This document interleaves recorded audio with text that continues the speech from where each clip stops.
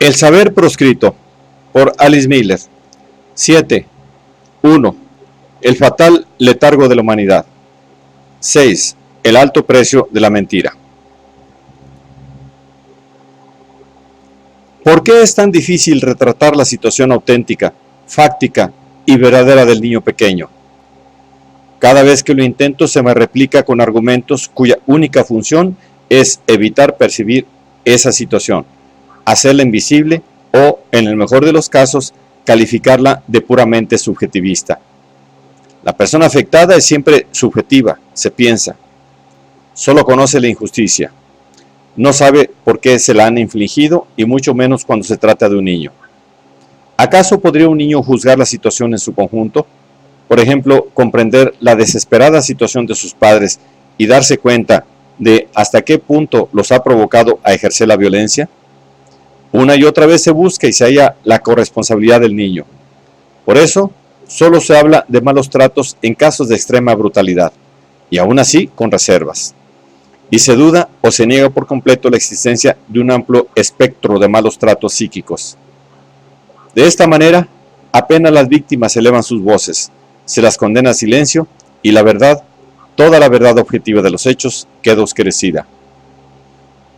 Las absurdas consecuencias a que esto conduce pudieron observarse con motivo de un artículo publicado en la revista alemana Stern en 1987, cuando el hijo del conocido genocida Hans Frank, gobernador general nazi de Polonia entre 1939 y 1945, condenó inequívocamente los crímenes de su padre, sin adornarlos, perdonarlos o relativizarlos y sin culpabilizarse a sí mismo por hacerlo. Se desató una ola de ira e indignación. Entre otras cosas, los lectores escribieron a la revista: hiciera lo que hiciera Hans Frank, su mayor vileza fue sin duda engendrar a ese monstruo perverso de hijo. Pues cualquier persona podía, incluso debía haber escrito ese artículo, pero no el hijo, pues con ello se ha mostrado tan inhumano como lo fuera en su día el padre. Por tanto, se califica de inhumano y profundamente abominable el hecho de que el hijo de un genocida no esté dispuesto a idealizar a su padre, a ocultarle la verdad y a traicionarse a sí mismo. Sin duda la opinión pública no es el contexto más favorable en que el sujeto pueda llevar a cabo, con provecho para sí mismo, la revisión de las personas de sus padres. Para poder revivir los sentimientos de la infancia, necesitamos el apoyo de un iniciado, y no el odio reconcentrado y aún inconsciente de los antiguos niños maltratados, que, ya adultos, se identifican plenamente con los culpables. El desnudar los sentimientos infantiles ante semejante público puede ser una forma de autocastigo que se busca cuando, pese a todo, el sujeto se siente culpable por la crítica realizada y acepta las reacciones de odio como merecido castigo. Muchos hijos e hijas fracasan en sus intentos de revisión, porque o bien se someten a la crueldad del público, igual que se vieron sometidos en su día a unos padres ignorantes y en absoluto comprensivos, o bien buscan el favor del público, asegurando a los lectores que se lo han perdonado todo a aquellos padres que los maltrataron. Pero, según sus propias manifestaciones, Niklas Frank no concibió la publicación de ese artículo como ajuste de cuentas personal o catarsis privada, sino como acto político. Quería mostrar lo que su padre había hecho y lo que otros padres, igualmente carentes por completo de conciencia y pertrechos de palabras vacías, habían hecho en la misma época. Su publicación podía, según él, ayudar a personas concretas a ver las mentiras, inadvertidas por su familiaridad, que nos rodean. Pero, aunque en determinados casos lograra su objetivo, muchos, sin embargo, intentaron sepultar la verdad por todos los medios, llegando a tomar públicamente partido por el genocida y contra su hijo. Lo trágico es que esa negación de la verdad, que no es en absoluto necesaria, pues desde hace milenios el poder de los adultos sobre el niño es tan grande que funciona sin necesidad de más correctivos. En mi generación, los niños aprendían a identificarse plenamente con la perspectiva de los padres y a no ponerla jamás en cuestión. En todos los escritores que conozco se observa cómo, pese a ocasionales rebeliones, acaban defendiendo a sus padres de los reproches emitidos por ellos mismos. A menudo los reproches a los padres están asociados a terrores mortales, no solo a causa de amenazas reales, sino porque para un niño pequeño, la pérdida de una persona que constituye su única referencia representa un peligro de muerte. Así, el adulto conserva sus antiguos miedos reprimidos, y las señales de peligro tempranamente asimiladas pueden mantener su vigencia durante toda una vida. Un niño de 12 años me sirvió de ejemplo para entender hasta qué punto una persona de esa edad puede llegar a solidarizarse con un adulto, a pesar de que, al contrario de este, todavía posee la libertad de percibir hechos agravantes. La escena tuvo lugar en un restaurante. El niño estuvo un rato escuchando mientras yo hablaba con un maestro acerca de la nueva ley de castigos escolares del cantón de Zúrich. A ambos nos indignaba el que los castigos corporales, que ya habían sido prohibidos, hubieran vuelto a ser introducidos en 1985 mediante la cláusula excepto cuando el alumno provoque al profesor. Ambos opinábamos que esa cláusula abría las puertas a los malos tratos legales, porque el maestro siempre puede afirmar que el alumno lo había provocado, y porque tal afirmación solo debe ser investigada por instancias escolares y no por los tribunales. Es bien sabido que la escuela como institución suele proteger y encubrir al maestro. Nuestra conversación en torno a la ley de castigos escolares despertó el interés del niño, al que no conocíamos y que estaba sentado en la misma mesa. De repente nos dijo, pues hay casos en los que el alumno provoca de verdad al maestro y entonces hay que castigarlo. Le preguntamos si recordaba algún caso concreto y nos dijo que sí, que hacía poco había sucedido algo en su clase. Un alumno se había puesto a dar la lata durante la clase y el maestro lo había expulsado. Le pregunté qué había ocurrido antes. El niño se acordaba muy bien. El maestro había acusado al alumno de una falta que no había cometido él, sino otro alumno. El alumno inculpado no quiso delatar a su compañero, pese a lo cual afirmó varias veces su inocencia. El maestro no le creyó. Eso había irritado mucho al alumno en cuestión. Yo dije que esa debía ser la causa de la posterior provocación. El niño reaccionó indignado, diciendo, un maestro también puede equivocarse y cometer un error. Eso hay que comprenderlo, y nadie puede por ello tomarse el derecho de interrumpir la clase. Posiblemente esa toma de partido absoluta por el adulto, así como la comprensión hacia los padres, no hace ninguna excepción entre los alumnos aventajados. La siguiente cita muestra con especial claridad el grado de autonegación y de autohumillación que puede acompañar a esa comprensión. En lo especial, mi madre siempre se mantenía fiel a sí misma. No estaba en su naturaleza el mostrar la ternura que albergaba su corazón. Nunca jugueteaba conmigo ni me consentía travesura alguna, pero tampoco me azoraba con cambios de humor o impetuosidades, y me hacía ser consciente de que nadie en el mundo me quería más que ella. La máxima recompensa que yo podía esperar de ella a cambio de un comportamiento excepcionalmente virtuoso era un beso en la frente, y este producía en mí un efecto tan intenso que mi padre solía notarlo enseguida cuando entraba en la habitación. Mi madre raramente me castigaba, pero procuraba siempre hacerme ver mis yerros, y era tal su maestría en el arte de sermonear que yo siempre acababa avergonzado y dispuesto a hacer contrición. Mientras viva, le estaré agradecido por ese proceder que me enseñó a eliminar de mi conciencia esos restos que tanto pueden perjudicar a la franqueza del carácter. Cuando alguna falta exigía una expiación más seria, mi madre me tenía una hora o algo más atado a la pata de una mesa o una silla, aunque la ligadura no consistía más que en un hilo de coser. Yo jamás me atrevía a quebrarlo. Tan grande era el respeto que me infundía mi madre, la cual, por otro lado, no deshacía tales ataduras aunque tuviéramos visita. Según la gravedad de la falta, me ataba a veces en torno a la cabeza un par de largas orejas de burro confeccionadas en rígido papel de música. Yo debía lucirlas incluso durante el almuerzo y la cena. Cuando en una de esas ocasiones mi buen padre llegaba a casa a comer, le costaba, por supuesto, menos esfuerzo ver esas orejas de burro que los efectos de uno de aquellos besos en la frente, y sabía en talos casos conferir a los nobles trazos de su rostro una expresión de profunda aflicción que me traspasaba siempre el alma de parte a parte. En cierta ocasión, en que, debido a un dolor de muelas, compareció con un pañuelo anudado en torno a la cabeza, esa expresión en su rostro me conmovió hasta las lágrimas. Pobre padre mío. Por si no le bastase con el dolor de muelas, encima tenía que pasar la vergüenza de ver a su hijo con orejas de burro. No pude comer ni un solo bocado, aunque había de postre un sabroso bocadillo, según la genuina receta tradicional bávara, pero mi madre no me quitó las orejas de burro. Esta cita me la proporcionó un lector a quien no tengo el gusto de conocer, y que en su carta la calificaba de aterrador ejemplo de la exactitud de mis tesis. Presumiblemente se refería a la tesis según la cual el adulto conserva en su memoria las humillaciones sufridas bajo el disfraz de medidas necesarias para su bien, y se aferra a toda costa a la idea de que aquellos padres torturadores lo amaban. Ni siquiera personas que han demostrado a todo el mundo su elevada inteligencia han sabido librarse de ese error, pues han mantenido encerrado a cal y canto su auténtico saber.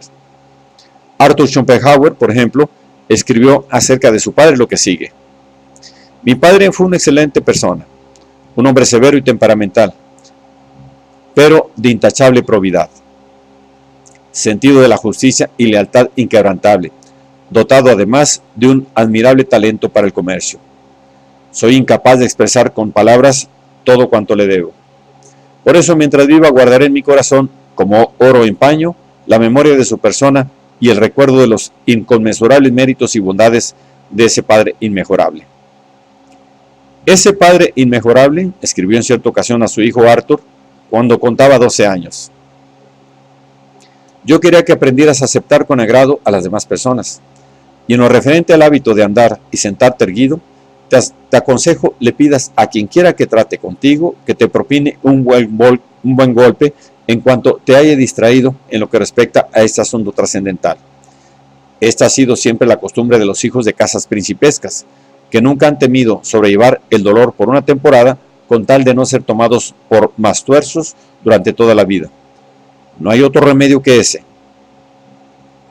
Un niño que no está atemorizado no se siente encorvado a la mesa, pero un niño que haya tenido que encajar con amor los golpes e insultos de su severo y temperamental padre, arrastrará en muchos casos esa deformación de la espalda durante toda la vida, porque no tendrá otro medio para expresar sus temores. La postura encorvada no puede corregirse mediante nuevos golpes. En cambio, estos pueden transformarla en una coraza rígida y embarada que ya no expresará la verdad de la víctima, sino la mentira de un verdugo de nuevo cuño. Franz Kafka es uno de los escasos escritores de su época que fueron capaces de cuestionar el comportamiento de sus padres. En una carta a su padre, de más de 100 páginas, intentó formular sus reproches, dar expresión a su desgracia y hacérselas comprensibles a su padre. El padre de Kafka jamás leyó esa carta, pero su hijo le escribió a pesar de ello, haciendo en ella afirmaciones que, por lo referente a su grado de conciencia, se elevan muy por encima del nivel de lo que otras personas en condiciones similares están en condiciones de expresar.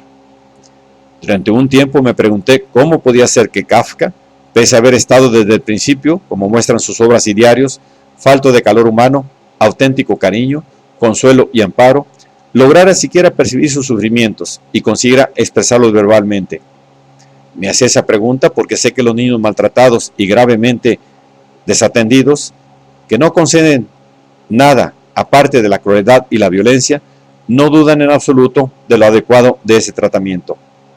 Pero Kafka tuvo la suerte de tener durante su pubertad una hermana 9 años más joven, Otla, que le hizo sentir por primera vez que era digno de ser amado.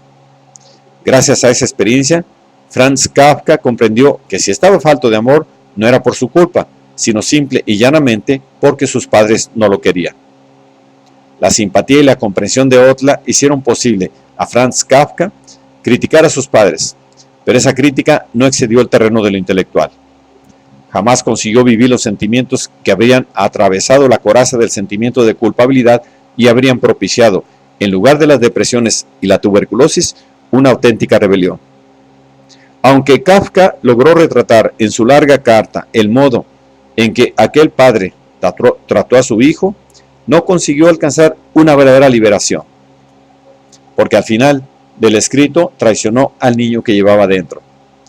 Lo dejó hundirse al adoptar la postura del adulto, al hacerle reproches al niño, al volver a arrebatarle el habla. El padre relativiza todo lo dicho por el niño y lo pone en ridículo. El hijo se muestra dispuesto a adherirse a la opinión del padre. Desde luego, en la realidad, las cosas no encajan de la misma manera que las pruebas que aduzco en mi carta, acaba diciendo. En este final de la carta veo un síntoma de la dependencia de Kafka de nuestro sistema de valores, en el que acusar a los padres de modo consecuente y preciso, y sin rehuir las realidades, se cuenta entre los mayores pecados. Franz Kafka permaneció fiel a ese sistema de valores, a pesar de que en muchos pasajes se halle cerca de entrever, al menos en un plano intelectual, su carácter antiético y hostil a los niños. Pero jamás se atrevió a llegar a una confrontación emocional con los padres. Víctima de sus sentimientos de culpabilidad, enfermó de tuberculosis y murió a los 41 años a consecuencia de ello. Para mostrar lo difícil que es percibir y expresar la evidente culpabilidad de los propios padres, podríamos servirnos de innumerables ejemplos de la literatura universal. Como muestra quisiera aportar uno de ellos, la obra teatral de Eugene O'Neill, Largo viaje hacia la noche, 1940, de la que citaré extensos pasajes a fin de facilitar la comprensión de la situación del hijo adulto en el seno de la familia. El autor revela aquí, quizá de manera puramente intuitiva, una serie de factores que explican suficientemente por qué en una familia el primogénito se convierte en alcohólico. El segundo hijo muere a un niño y el tercero es presa de una tuberculosis que acabará con él. Es difícil saber si O'Neill era capaz de ver con claridad las causas que él mismo denunciadas. Más bien, sospecho que al igual que el niño de 12 años, al que he citado más arriba, estaba en condiciones de denunciarlas, pero si le hubieran pedido directamente explicaciones, habría negado su saber. Mi suposición se basa en el hecho de que el autor retrata con comprensión intelectual el destino de los hijos, pero sin la adhesión y simpatía que se aprecian en la descripción de los padres. Esa solidaridad con los padres víctima la comparten con el autor los personajes de la obra. Aunque los hijos se muestran críticos y son capaces de formular sus reproches, en ningún momento abandonan la perspectiva paterna. En el fondo, conciben su desgracia como resultado de fracasos propios y se sienten culpables por ello. Comprenden y quieren comprender por qué el padre se ha convertido en un tacaño. Lo aman y están dispuestos a perdonárselo todo. A los únicos a los que son incapaces de perdonar nada es a sí mismos. No están en condiciones de entender por qué se han convertido en lo que son. Como todo lo que hacen los padres es comprensible, para los hijos, estos no logran hallar motivo ni detonante alguno que justifique su rabia. La rabia justificada cae bajo el mecanismo de la represión, y en esa forma reprimida se intensifica sin control hasta conducir a la total autodestrucción por medio de la enfermedad y el vicio. Cito la larga conversación entre el padre, Tirone, y el hijo, Edmund, que encontramos en el acto 4. Muestra la solitaria y desesperada lucha de Edmund en pro de la verdad, contra la mentira, contra las fórmulas anquilosadas, contra las fachadas que ya no engañan a nadie y contra la negación de la realidad. Y muestra, al mismo tiempo, el motivo por el que esa lucha ha de acabar necesariamente fracasando. Edmund se halla siempre solo. Sea lo que intente manifestar, no se le escucha. Lo único que le queda es su propia capacidad de comprender a ese niño envejecido e ignorante que se llama padre. Tirone, dominado por el rencor. Si quieres insistir en juzgar las cosas por lo que ella dice, reconocerás que si no hubieras nacido, se detiene avergonzado. Edmund, repentinamente agotado y con aspecto lamentable. Claro, ya sé que eso es lo que ella cree, papá. Tirone, intentando hacer las paces. No, no lo cree. Te quiere todo lo que una madre puede querer a un hijo. Te lo he recordado porque me has puesto de tan mal humor que tu manía de sacar a relucir el pasado y diciendo que me odias. No debes permitir que las malas noticias que te han dado hoy te depriman. Los dos médicos me han asegurado que si haces lo que te dicen en ese sitio a donde vas a ir, dentro de 6 meses o como mucho, 1 año, estarás curado. Edmund, el rostro de nuevo endurecido. No me hagas reír, no te lo crees ni tú. Tirone, con demasiada vehemencia. Claro que me lo creo. ¿Por qué no iba a creerlo si Hardy y el especialista me han... Edmund, lo que crees es que me voy a morir. Tirone, eso no es cierto, estás loco. Edmund, todavía más amargamente. Así que, ¿para qué gastar dinero? Por eso me vas a mandar a un sanatorio de beneficencia. Tirone, culpable y confuso. ¿Qué beneficencia? Ni que 8 cuartos. Que yo sepa, vas a ir al sanatorio de Hilltown y los dos médicos han dicho que es el que más te conviene. Edmund, hundido. El que más te conviene a ti. Prácticamente no te va a costar nada, o casi nada. No me mientas, papá. Tú sabes muy bien que el sanatorio de Hilltown es una institución de caridad. Así que es verdad. Tirone, no es como tú crees. ¿Qué hay de malo en que sea una institución pública? El Estado tiene los medios necesarios para hacer sanatorios mucho mejores que cualquier institución privada. ¿Por qué no iba a aprovecharme de ello? Estoy en mi derecho, y tú en el tuyo. Somos residentes en este estado, ¿no? Como terrateniente, pago mis buenos impuestos y ayudo a su mantenimiento. Edmund, con amarga ironía. Tus propiedades valen $500,000. No mientas, con intensidad. Por Dios, papá, que desde que me embarqué y me vi solo y comprendí lo que es trabajar como una mula por un jornal indecente y estar sin blanca y morirte de hambre y tener que dormir en el banco de un parque porque no tienes a dónde ir, he estado intentando respetarte porque me di cuenta de lo que habías pasado de niño. He intentado pasar muchas cosas por alto. Dios, en esta casa o pasas las cosas por alto o te vuelves loco. He intentado justificarme ante mí mismo las guarradas que os he dicho.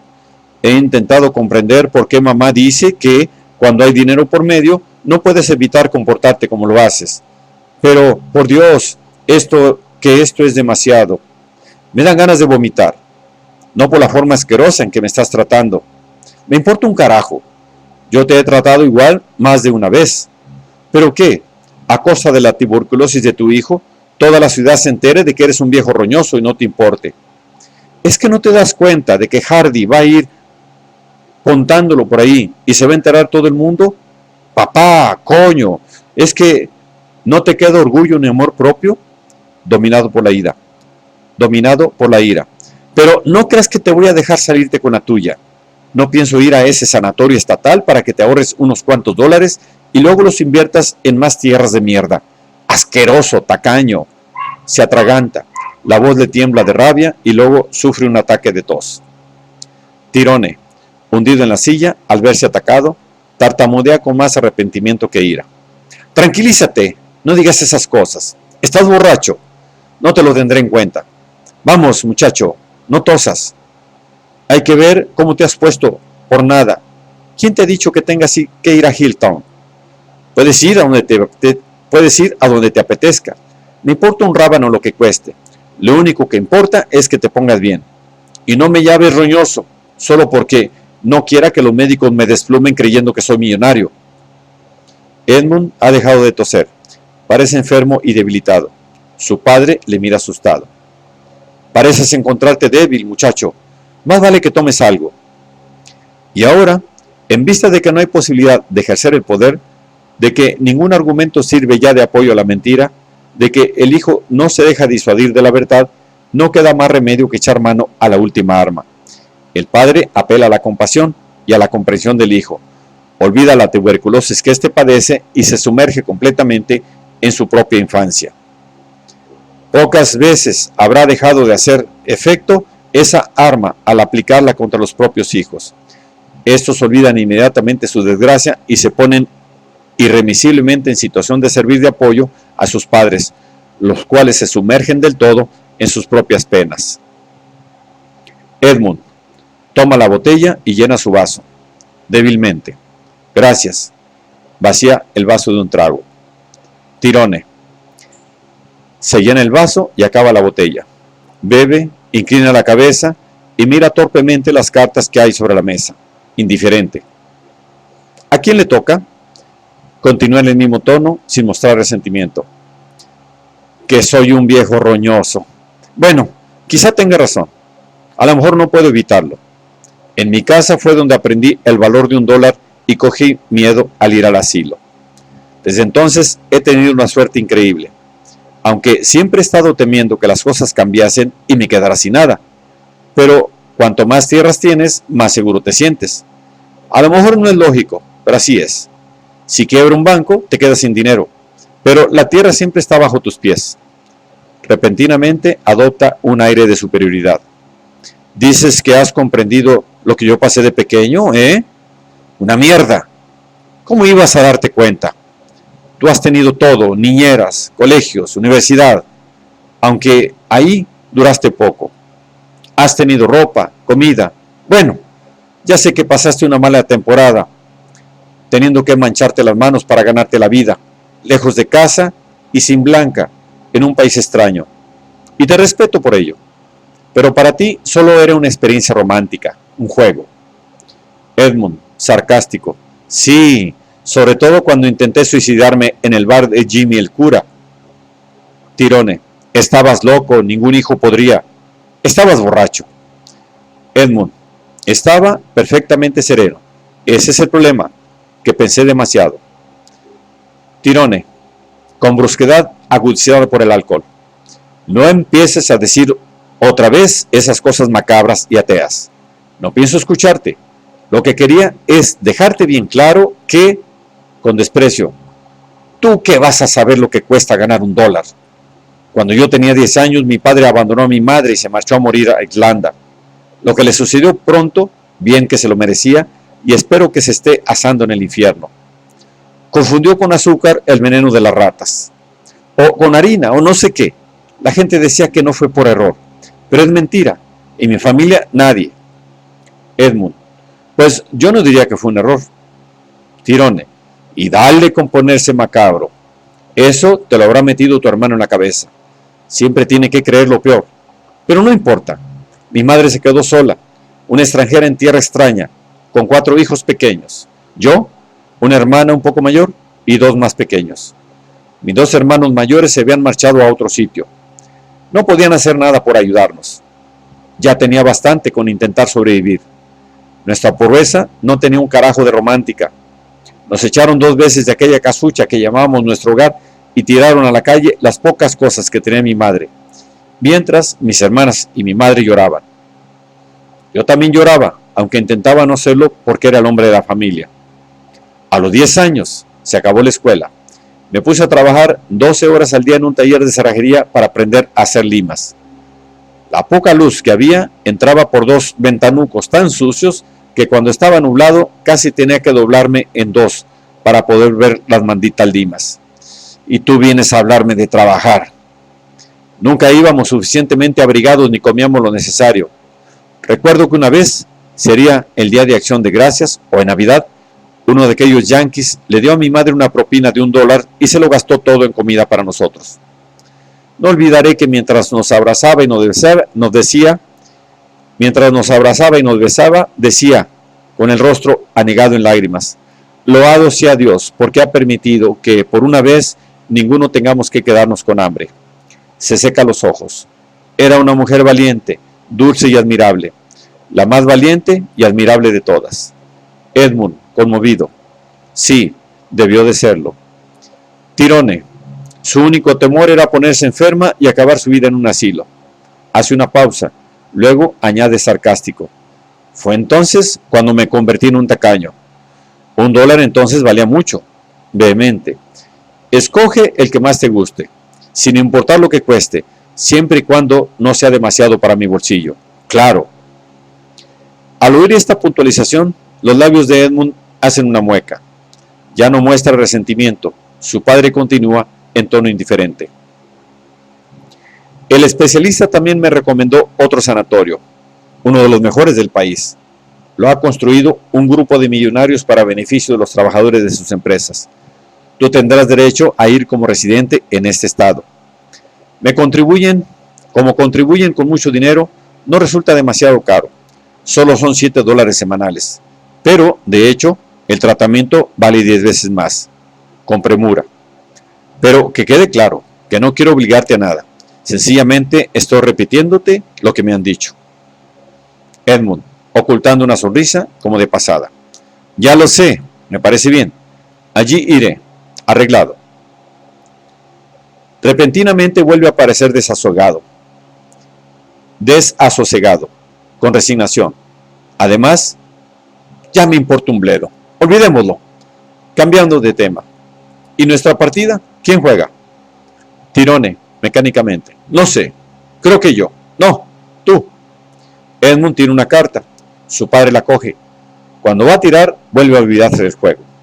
Sí, es posible que la vida haya sido demasiado dura conmigo para enseñarme lo que vale $1. Porque, como consecuencia, arruiné mi carrera de actor. Tristemente. Nunca he querido admitirlo, muchacho, pero esta noche me siento tan hundido que ya nada me importa. Así que, ¿para qué seguir fingiendo? Edmund, conmovido, mira comprensivo a su padre. Lentamente. Me alegro de que me lo hayas contado, papá. Ahora te conozco mucho mejor. Tirone, sonriendo vagamente. Creo que habría sido mejor que no te hubiera contado nada. A lo mejor solo he conseguido que todavía me desprecies más. No es la mejor manera de demostrarte el valor del dinero. Como si esta frase hubiera dado lugar a su habitual asociación de ideas, mira la lámpara con desaprobación. Toda esta luz me hace daño a la vista. ¿No te importa que la apague, verdad? No hacen falta tantas bombillas encendidas. Así que, ¿para qué vamos a regalar dinero a la compañía eléctrica? Edmund, controlando las ganas de reírse. De buen humor. Claro que no, apágalas. Tirone, se levanta pesadamente e inseguro, se pone en pie. Sus pensamientos vuelven hacia el tema anterior. No sé qué era lo que esperaba conseguir. Afloja una bombilla. Te juro solemnemente, Edmund, que no me importaría no tener ni un acre de tierra a mi nombre, ni un penique en el banco. Afloja otra bombilla. Y que acabaría feliz mis días en un asilo si ahora pudiera decir que fui el gran actor que todos esperaban. Afloja la tercera bombilla, dejando solo encendida la pantalla que hay sobre la mesa y vuelve a sentarse pesadamente. Edmund no puede contener una carcajada irónica. Tirone se siente dolido. ¿De qué coño te ríes? Edmund, de ti no, papá, de la vida. Es una locura. Tirone, gruñe entre dientes. Ya empezamos con tus cosas siniestras. No hay nada malo en la vida. Somos nosotros quienes... Cita. El problema, querido bruto, no están las estrellas, sino nosotros, sus esclavos. Edmund, me has contado tus recuerdos más imborrables. ¿Quieres que te cuente los míos? Todos están relacionados con el mar. Escucha. Estaba enrolado en la tripulación del Squarehead, rumbo a Buenos Aires. Había una luna llena y soplaban los alisios. Aquel cascarón haría unos 14 nudos. Yo estaba tumbado en la cofa mirando hacia proa, mientras el agua se deshacía en espuma bajo mi cuerpo. Los mástiles, arbolados de velas blancas que resplandecían bajo la luz de la luna, se elevaban sobre mí. Me emborraché con su belleza y su melodioso ritmo, y, por un instante, me sentí perdido. Se me escapaba la vida. Me encontraba libre. Me disolví en el mar.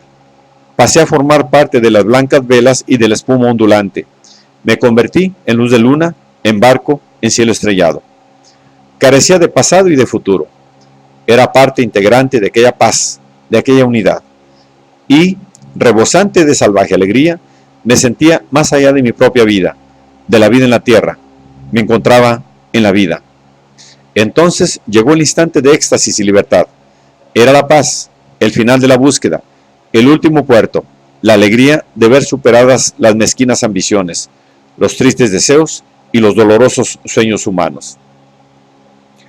Todo tiene sentido durante un segundo. Luego vuelve a descender el velo y te quedas solo, de nuevo perdido entre la niebla errante sin rumbo. Hace una mueca. Qué gran error haber nacido, hombre, cuando podría haber sido una gaviota o un pez. Siempre seré un extraño sin hogar, sin esperanza y sin amor. Siempre un vagabundo, un poco enamorado de la muerte. Tirone le mira impresionado. Desde luego tienes madera de poeta, protesta desasosegado. Pero eso de que no tienes hogar y de que amas la muerte no son más que tus habituales estupideces locas y enfermizas. Edmund, con sorna. Madera de poeta. Me temo que más bien soy como un pordiosero que va mendigando polvo de estrellas. Seré incapaz de escribir lo que acabo de contarte. Me ha salido a trompicones tartamudeando. Y eso es lo único, lo que seguiré haciendo, balbucear. Si sigo vivo, claro. Bueno, al menos será poesía realista. Nosotros, los habitantes de la niebla, solo sabemos balbucear. Edmund se califica a sí mismo de habitante de la niebla, de pordiosero que va mendigando polvo de estrellas, con lo que se refiere a la poesía. El balbuceo como lengua primigenia de los habitantes de la niebla. Cada palabra adquiere sentido cuando se tiene en cuenta que a Edmund le estuvo prohibido desde el principio ver la verdad, apreciarla con claridad y expresarla. Edmund adivina que es un hijo no deseado, sabe que en ninguna parte se siente en casa, pero no le está permitido decir ninguna de esas dos cosas. Cuando el hijo intenta describir sus padecimientos, el padre los califica de locos y enfermizos, aunque ha oído a Mary renegar del nacimiento de Edmund. ¿Qué otra opción le queda al hijo sino el balbuceo, la niebla, la poesía y, finalmente, la muerte?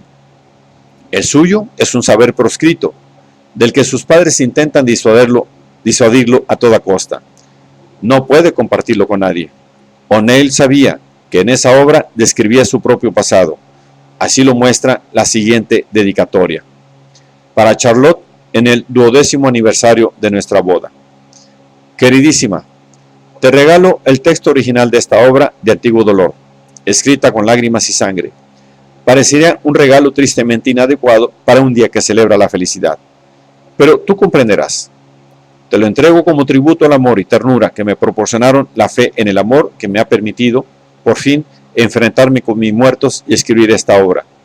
Escribirla con profunda piedad, comprensión y perdón para con los cuatro y todos los atormentados. Tirón. Estos 12 años, amada, han sido un viaje hacia la luz, hacia el amor.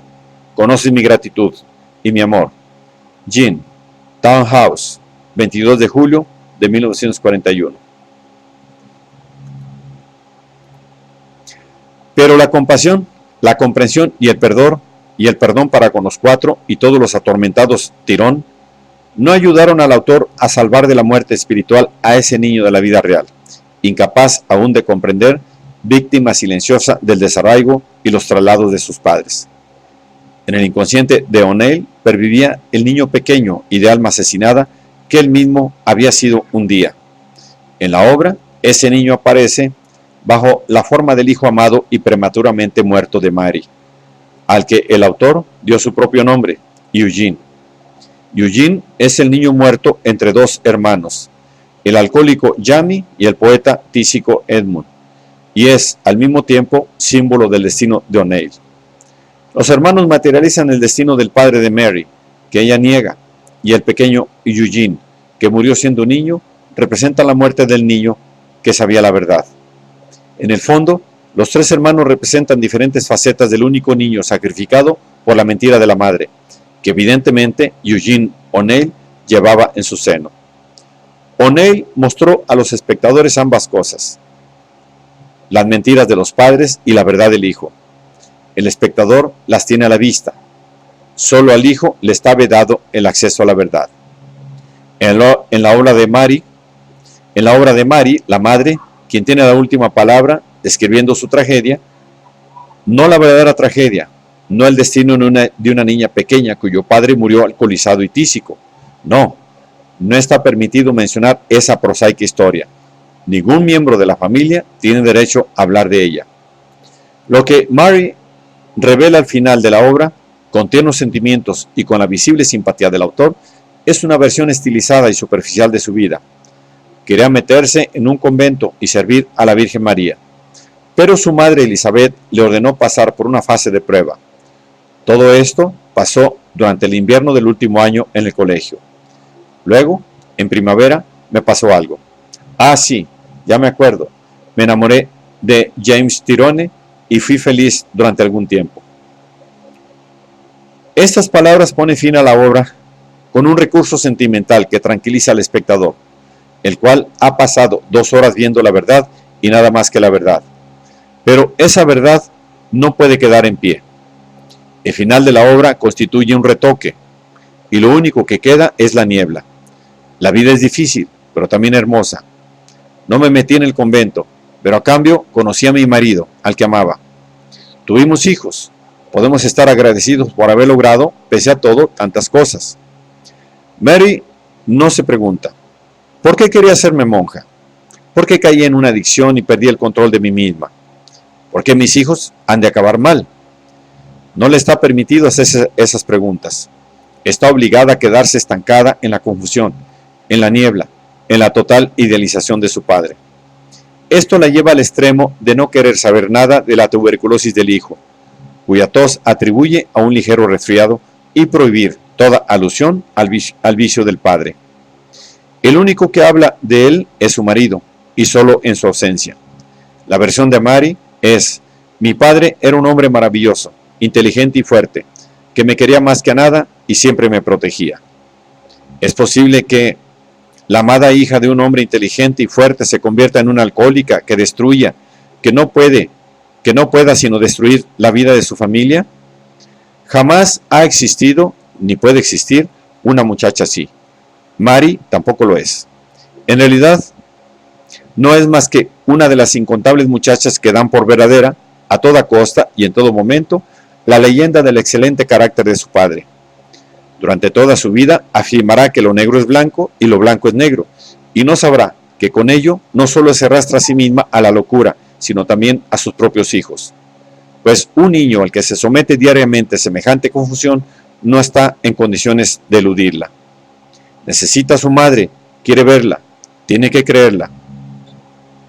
Por eso, si ninguna otra persona le ayuda a ver y soportar la verdad, habrá de negar su propia manera de ver las cosas y buscar ayuda en el alcohol u otras adicciones. El siguiente mensaje muestra cómo Mary rehúye la realidad y cómo esa madre amante niega a su hijo, incluso ante la proximidad de la muerte.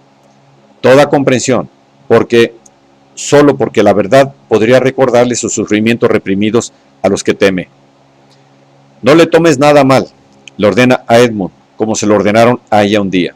Y el Edmund adulto intenta, aunque débilmente, rebelarse contra tales órdenes, pero nadie le ayuda. Nadie confirma su manera de ver las cosas. Por eso sus intentos fracasan. Aún más rotundamente, había fracasado en la infancia. El niño hacía todo lo que podía para complacer el deseo de la madre, llegando a renunciar a su propia vida y así poder convertirse en el hijo muerto de su madre, al que ella consagraba su duelo y todo su amor. No conozco ninguna escena que pueda describir de modo más penetrante que la siguiente el poder y el abuso de poder de una madre impotente. Edmund, escucha, mamá, te voy a decir tanto si quieres oírlo como si no. Tengo que ir a un sanatorio. Mary, acostumbrada, como si nunca hubiera pensado en esta posibilidad. ¿Que tienes que irte? Violentamente. No lo consentiré. ¿Cómo se atreve Hardy a decir semejante cosa sin consultarme antes? ¿Por qué te lo ha consentido tu padre? ¿Con qué derecho? Tú eres mi hijo. Que él se ocupe de Jamie. Cada vez más excitada y virulenta. Sé muy bien por qué quiere mandarte a un sanatorio, para separarte de mí. Nunca ha dejado de intentarlo. Siempre ha estado celoso de todos y de cada uno de mis hijos. Siempre maquinando para que yo los abandonara. Por eso murió Eugene, pero sobre todo tiene celos de ti. Sabe que eres mi preferido porque... Edmund, destrozado. Deja de decir locuras, mamá. Deja de echarle la culpa. ¿Por qué ahora no quieres que me vaya? Me he pasado la vida por ahí y nunca he visto que se te rompiera el corazón. Mary, con amargura. Me temo que a pesar de todo, no eres muy sensible. Triste. Podías haberte figurado, cariño, que desde que supe que tú sabías lo mío, me alegraba que estuvieras donde no pudieras verme. Edmund, angustiado. Mamá, no. Ciegamente la toma de la mano, pero inmediatamente vuelve a soltarla, sumido en la tristeza. Todas estas historias de lo mucho que me quieres cuando ni siquiera estás dispuesta a escuchar lo que intento decirte sobre lo mal. Mary, bruscamente se transforma en una madre protectora y absorbente. Vamos, vamos, ya está bien. No te quiero escuchar, porque sé que no tienes la menor importancia. Son mentiras de Hardy. Edmund se entremece. Ella mantiene el tono jocoso, pero deja traslucir cierto resentimiento. Eres igual que tu padre, cariño. Te encanta hacer escenas trágicas para llamar la atención. Una risita. Si te diera pie, empezarías a decirme que te estás muriendo. Edmund. Ay, ¿quién se muere? Tu propio padre. Mary, cortante. ¿Por qué lo tienes que mencionar? No hay punto de comparación. Mi padre tenía tuberculosis. Furiosa. No me gusta que te pongas macabro. Te prohíbo que me hables de la muerte de mi padre. ¿Has oído? Edmund. Se endurece su rostro. Torvo. Sí, mamá, te he oído muy bien. Ojalá estuviera sordo. Se levanta de la silla y se le queda mirando acusadoramente. A veces es muy difícil tener que aceptar que tu propia madre es una drogadicta. Mary retrocede. Su rostro parece carente de vida, como si fuera una máscara de escayola. Edmund se arrepiente inmediatamente de lo que ha dicho. Tartamudea apenado. Perdóname, mamá, estaba furioso. Me has hecho mucho daño. Se hace una pausa durante la cual se escuchan la sirena y las campanas de los barcos. Mary se dirige directamente hacia las ventanas de la derecha, como un autómata. Mira hacia el exterior. Su voz suena lejana e impersonal. Escucha esa horrible sirena y las campanas. ¿Por qué será que la niebla hace que todo parezca tan lúgubre y tan perdido? Edmund, agobiado. No, no me puedo quedar aquí. No quiero cenar. Sale huyendo por el salón. Ella permanece mirando por la ventana hasta que oye cerrarse la puerta principal. Luego regresa al sillón y se sienta con la mirada perdida. Mary, tengo que subir. No es suficiente. Hace una pausa con añoranza. Espero que, algún día, por casualidad, me inyecte una sobredosis. Nunca podría hacerlo a propósito. La Santísima Virgen no me lo perdonaría. Oye que regresa Tirón. Me ha dicho que no quiere cenar. Estos días no tiene mucho apetito. Tosudamente, aunque solo tiene un catarro. Tirone la mira fijamente. Sacude la cabeza descorazonado. Se sirve una buena cantidad de whisky y se la bebe. Repentinamente parece como si Mary no pudiera resistir más. Se echa a llorar y solloza. Oh, James, estoy tan asustada. Ella se levanta, le echa los brazos al cuello y oculta el rostro en su hombro. Solloza. Sé que va a morir. Tirone. No digas eso, no es cierto. Me han prometido que dentro de 6 meses estará curado. Mary. No me mientas. Sé muy bien cuando estás actuando. Y será por mi culpa. Nunca debí volver a quedarme embarazada. Habría sido mejor para él. Así no habría sufrido por mi culpa. No habría tenido que saber que su madre era una drogadicta. No la habría odiado. Tirone. Le tiembla la voz. Calla, Mary, por amor de Dios. Él te quiere. Sabe que es una maldición que cayó sobre ti inesperadamente sin que te dieras cuenta. Está orgulloso de que tú seas su madre. Bruscamente, al oír abrirse la puerta de la cocina. ¡Shh! Que viene Kathleen. No querrás que te vea llorar. Por una fracción de segundo, Edmund se ve enfrentado al odio de su madre, que ésta disfraza de amor, y él expresa la verdadera situación. Pero al cabo de un instante retira lo dicho y le pide perdón a su madre sin que haya motivo alguno para ello. No solemos advertir la carencia de derechos que sufre el niño, pues nos hemos educado en ella y la consideramos correcta. Solo mediante la literatura se puede mostrar una porción tan grande de verdad, con la condición de que al mismo tiempo se la califique de polvo de estrellas, o incluso de enfermiza y loca. Mary representa a la pobre mujer de mente embrollada, a la muchacha ingenua, a la víctima de la adicción, y despierta la compasión del espectador, precisamente por el hecho de que ya no es una niña, sino una madre. Pero es una madre que le roba a su hijo la posibilidad de vivir, refutando su manera correcta de ver las cosas, confundiéndolo, fingiendo amor y, para acabar, exigiendo amor y respeto a cambio de todo ello. Un hijo raramente puede sobrevivir a esta clase de amor materno sin salir dañado. Y, sin embargo, la sociedad cierra los ojos ante esos daños. La solidaridad con los intereses de los padres y la traición del niño, que reciben en O'Neill y Kafka muy distinta expresión, puede registrarse en todos los autores que conozco, incluso en los casos especiales rebeldes. Ciertamente, hay autores como por ejemplo Beckett, Ionesco, Jennett, en los que no tiene lugar ese acto de reconciliación final. Pero en esos casos no se dirige la acusación contra los padres, y mucho menos contra los propios. Se acusa a la sociedad como tal, es decir, a los padres en una forma abstracta, más bien simbólica. Pero todos los autores que en sus obras culpabilizan directamente a los padres acaban concediéndoles a estos la última palabra y reduciendo al niño al silencio. Ese viraje se puede apreciar muy bien en las películas de Ingmar Bergman. Por ejemplo, en Fanny y Alexander se presenta incluso un caso de malos tratos brutales. Si la crueldad de padres se describe en el filme con tanta claridad, ello es posiblemente porque aparece en forma de padre adoptivo, permitiendo la idealización en un segundo plano del bondadoso padre fallecido. Pero, aunque sea así, Bergman consigue gracias a esa escisión mostrar la falsedad de la educación con mayor fidelidad a la verdad que ninguna de sus anteriores películas. Lamentablemente, a ese valiente paso adelante le sigue una labor de embellecimiento a la que el niño se va sometiendo implacablemente, sin poder oponerse, ya que él mismo desea creer en esa belleza. La madre es buena, la familia es buena, el tío irresponsable ama la vida, y todo es como está mandado. Bergman parece no darse cuenta de que esa madre cariñosa pone a sus hijos en manos de un criminal, forzándolos a respetarlo y amarlo. Por eso, en resumidas cuentas, el niño se queda solo, separado de su verdad y en el fondo abandonado por la sociedad que encarna las figuras del autor y los espectadores. Otro ejemplo lo encontramos en la obra teatral de Arthur Miller, La muerte de un viajante. El autor nos muestra a un pobre y simpático hombrecillo que en su infancia fue constantemente oprimido por sus padres y por un hermano mayor aventajado, y que a consecuencia de ello es incapaz, ya adulto, de abrirse paso en su profesión.